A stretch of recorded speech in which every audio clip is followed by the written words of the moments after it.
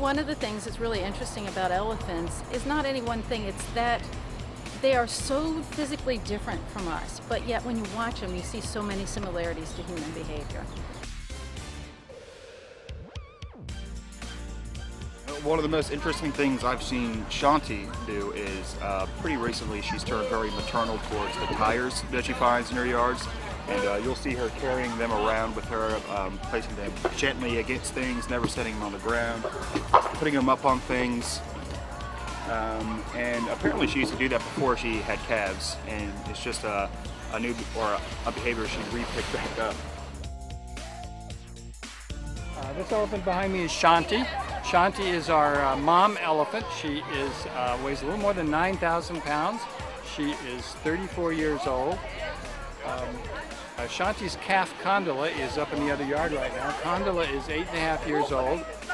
He weighs right now about 5,600 pounds. When he was born here at the zoo, he weighed 354 pounds, which is pretty large for a calf, but gives you a sense of how quickly he grows. Now the other elephant we have out in the yard here, and two of our keepers are working with her right now, is Ambika. Ambika is the oldest four-legged mammal in the zoo. She's 62 years old. Well, the elephants here have a pretty stable diet. They get a certain amount of produce, and I'd say in general produce is their favorite part of their diet.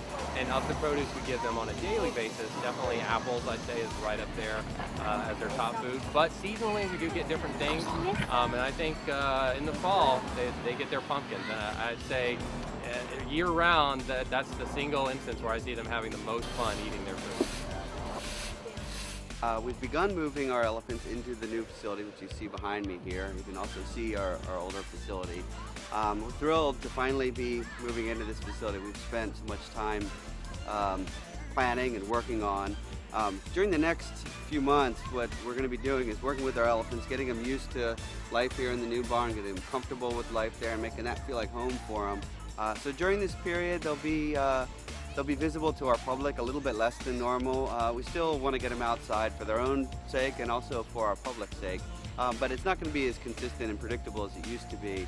Right now, for example, Condola's outside and he's enjoying life as normal. But the girls are working on getting used to coming into the new space, and we're only our second week into the transition, and you know, they're starting to get used to it, Shanti in particular, but it'll be a little while before they're all comfortable over there.